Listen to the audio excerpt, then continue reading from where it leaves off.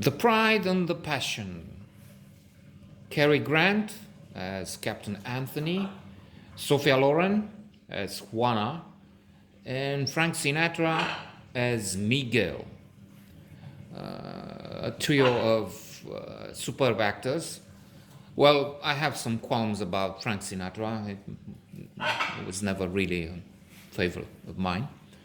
But surely that's biased and influenced to a large extent, this impression, this feeling, by the knowledge that the guy was also involved with a mob.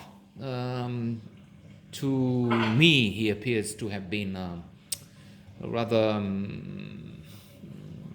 moody, a little bit thuggish character in his real life. Of course, we don't have to look at this aspect. In fact, if we are to enjoy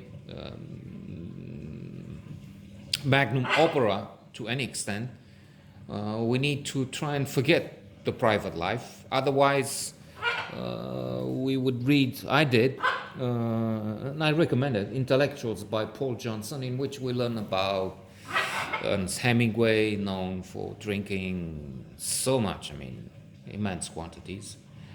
There's Winston Churchill, not in the book in Intellectuals, but again, we know about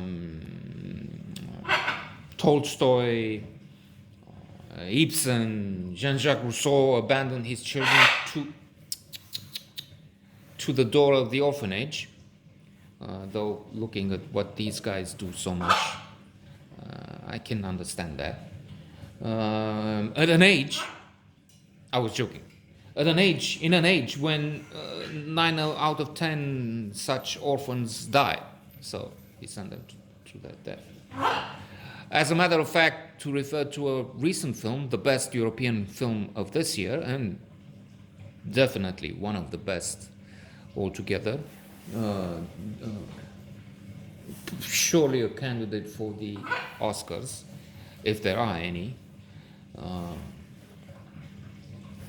They have been postponed. In another round, this history teacher played by Mads Mikkelsen, Martin, tells his students as an exercise, look, let me give you these 3 candidates and see what you select. There's one in a wheelchair, he's lying, and there's more, but we're supposed to talk about the Pride and the Passion, really. There's this other one who drinks champagne, cognac, spirits all day long, and then at the end of the day he takes 2 pills and goes to sleep. And overweight. And there's a third. He loves animals, no drinking, he's been in the war. Who do you vote for? And that's, well, the third, everybody says. Only it turns out the third was Hitler. The drinking was associated with Churchill. And the first in a wheelchair was Roosevelt, of course. So there we have it. And coming back, Sinatra. Sinatra plays a rather shady Miguel, in my view. Shady in terms of the character is not really the patriot he wants to say he is, though he is. But within that character, there's so much to object to. And shady because I think Sinatra didn't do such a good job. Of course, then Sinatra seems to be the inspiration termina for that actor we know in The Godfather. The Godfather Precious. There's the infamous head in the bed to make the director-producer change his mind and employ the actor in the movie, friend of the mafia, inspired presumably by Frank Sinatra. So there's Captain Anthony, Cary Grant,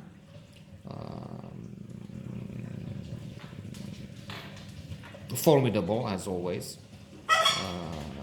only his role and the script do not excel, which makes this a rather obscure, forgotten movie.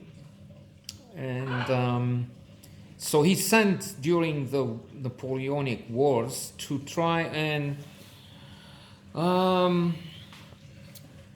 influence, if you will, the fate of a big cannon. There's a big cannon there, which can be used to attack the fortress where the French have their headquarters. Cary Grant would rather use this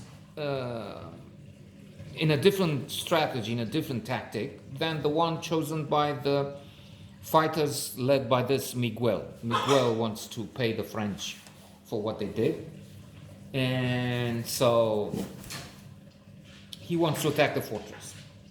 So does Juana, aka beautiful, splendid Sofia Loren. She has a personal revenge, a personal punishment to exact, because as she tells at one point, her father and brother have been killed by the French, and furthermore, after she had given in to the demands of the French general, he said, "Come to my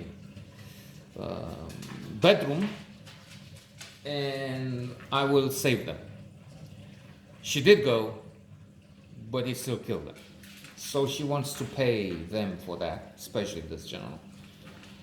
And that's why she is with Miguel. She doesn't really love him.